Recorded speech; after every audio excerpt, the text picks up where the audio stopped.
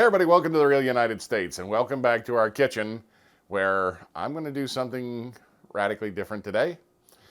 Recently, I guess a couple of weeks ago or so, we did an episode about various eggs, duck eggs and quail eggs, and how they compared to a chicken egg. Well, some of y'all got inspired and asked us to do more, to do an ostrich egg and some other exotic eggs. And beyond the ostrich egg, I didn't really know what there was available for exotic eggs, but we did come up with something. So you asked, here it is. So I did manage to source an ostrich egg. Now, isn't that magnificent? And that is a fresh, ready to cook ostrich egg. These are available from, and I'm not sure I'm pronouncing this correctly, but it's Flex Farms. I will put a link down in the description below. They're located in New Mexico. These are from the United States, so these are pretty pricey. This was $95 USD.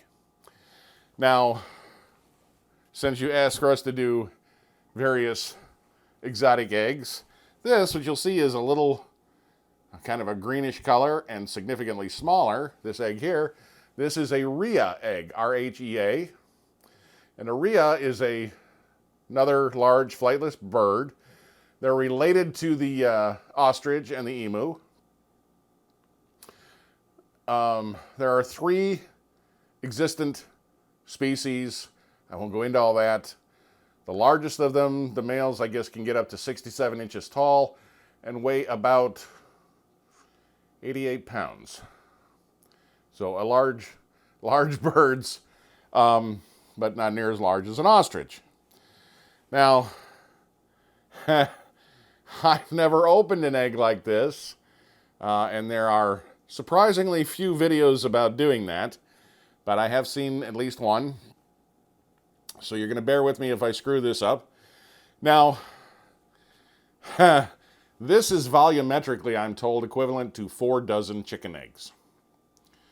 So I'm guessing that's got to be some fraction of it, maybe half as much. Maybe a dozen eggs, I don't know. And I can't eat that much egg in one sitting. So, we're going to do the Rhea egg tonight. The exotic little bugger from South America. Interesting thing about the Rhea, they are from South America exclusively. However, there is a feral population of them, about 100 birds, covering a 58 square mile area in Germany. There is a meat farm there, and a pair escaped and have bred, and the population is growing. And it was speculated that they wouldn't survive, wouldn't do well in that climate because they're South American birds. Well, wrong-o. It's been about 25 or 27 years, and they're doing just fine, and the population is growing. So they're, like I say, it's that's just a little interesting tidbit I found out while looking these up. So I'm going to go ahead and try and open this. I'm going to put it in the top of this cup to kind of captivate it, and then the bowl is to catch anything that gets away from me. And this is kind of an involved process. This is the only knife I've got heavy enough to thunk this. You got to work it, folks, so I may have to cut some of this out or something, but you basically have to... Oh, this one's cracking rather nicely, actually.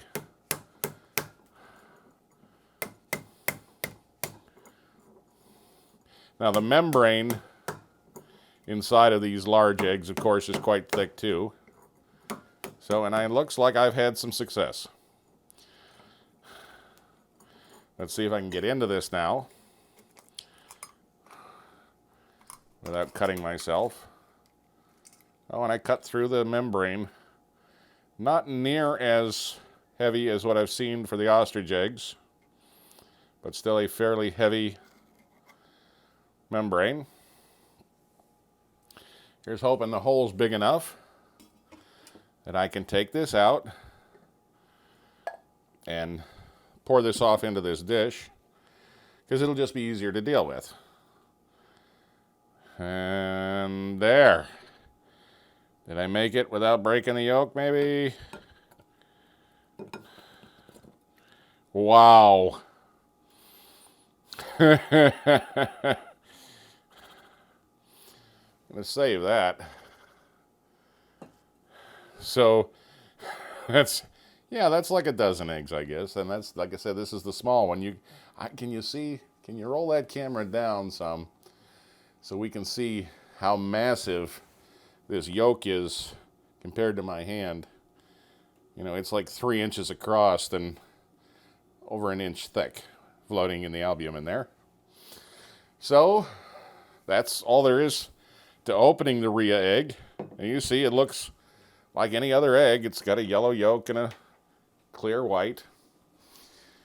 So now comes the tricky part. Now comes where I'm going to go ahead and try and fry this. I got to cook it through. I'm going to still leave the yolk somewhat liquid because I like sunny side up eggs, as most of you who watch this show know. But I want to make sure that the white is completely cooked. And since there's so much of it, I'm going to resort to putting a lid on this to trap some of that heat and steam the white all the way through. Little olive oil. Oil the pan up nice.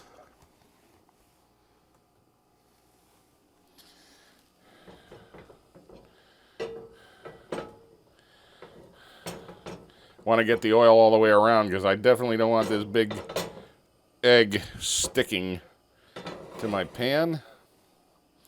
Now what I've got for a lid, since I don't have a lid for this 13.5 inch pan, is just a little sheet steel pizza pan that I'm going to set over the top of it so I can trap the steam in and help cook it down through. Pan's getting warm pretty quick. Nice thing about cast iron, it gets hot relatively quick, but relatively evenly. And I've got my stove cam running, so here we go, folks.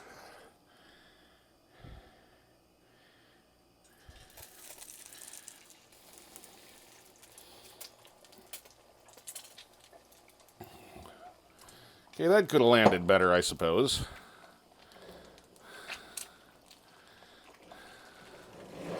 And I can swing this around so that the white is all the way around it. And I'm going to turn that heat down to about medium. Let it cook for a moment before I put the cover on. Wow. That looks almost comical in the pan because the yolk is so big. It really looks almost comical, and you can see I do have one little flick of shell in there, but I don't think that's going to hurt anybody. Certainly not the likes of me.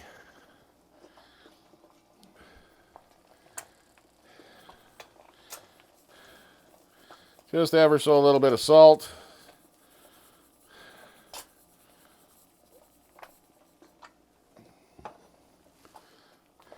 This is not the nuttiest thing I've ever done, but it's in the top 5. But everybody seemed very interested. I don't know what everybody's fascination with eggs is. But several years ago, our friend in Russia, Sergei Baklikov, had done a scrambled egg challenge or something. And so we participated in his little thing, and we did a scrambled egg, and it played very well. I don't understand. Okay, as you can see, our egg is starting to solidify a little bit, at least on the bottom. And I'm going to go ahead now and I'm going to put this pan, which I know is going to ruin our visual, but nobody wants to sit here and watch an egg cook for that long anyway. But it's going to cook for a while just because of the volume of it. And that'll trap some steam in there and help that cook from the top down as well. And I'll check on it in a little bit. We'll be back then. Okay, folks, let's open this up and see. Watch out for the steam. That's hot. And it looks like the white is all cooked. I don't see anything runny in here. It traps a lot of air in it, as you can see here from our stove cam. So you end up with a lot of bubbles in it. Now comes the trick. We're going to try and get it out of the pan. Okay. Hot cast iron. I'm going to get some mittens for protection. And, yeah.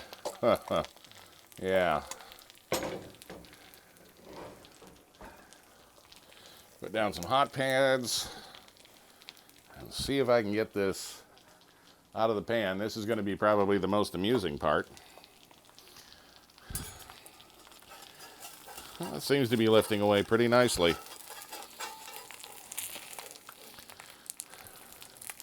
It's just an awful lot to manhandle, but it is sliding out. Well, better than I had anticipated. So there is our Rhea egg.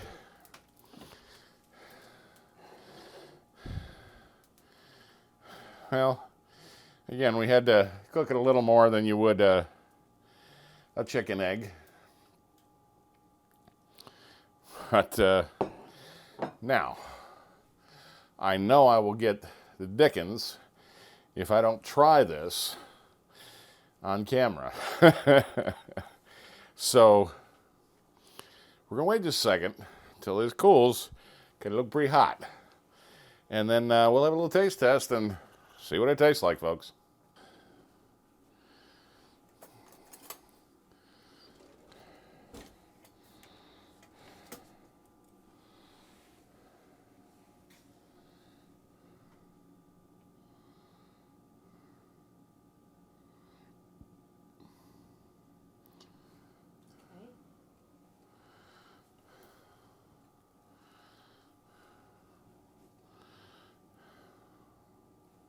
So there's our Rhea egg, almost sunny side up. Smells like egg.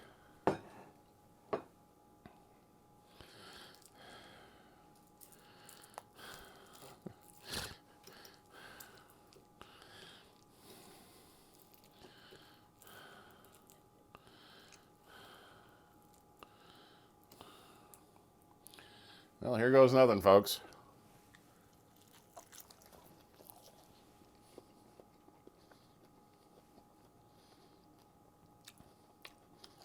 So far, it just tastes like egg.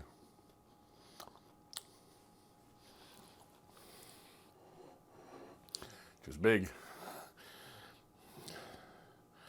We didn't get any toast made, but that's the way it goes.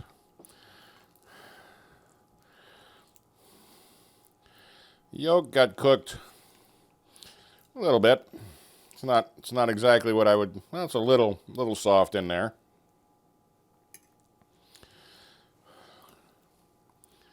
You see that? Kind of softish yolk.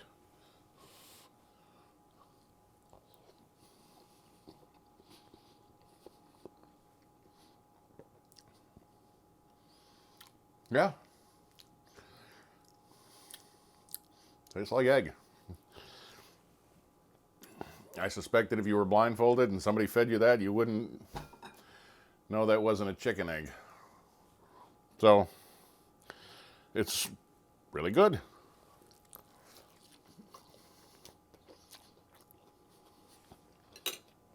So that, folks, is the Rhea egg. And I did this one first. Well, largely because I'm going to build the anticipation. I want you to wait for the ostrich egg. We'll do that one here in, probably a couple of days. Maybe tomorrow, maybe the next day, we'll get that one cranked out and get that loaded for you. So if you've got questions or comments, leave them in the comment section down below. I love hearing from all of you. I will try to answer your questions to the best of my ability. Just want to stop in and say hi. I always appreciate that too, because I just like hearing from you. So if you're new here, hey, big subscribe and come along for the adventure. We got lots more to show you. And as always, thank you for watching.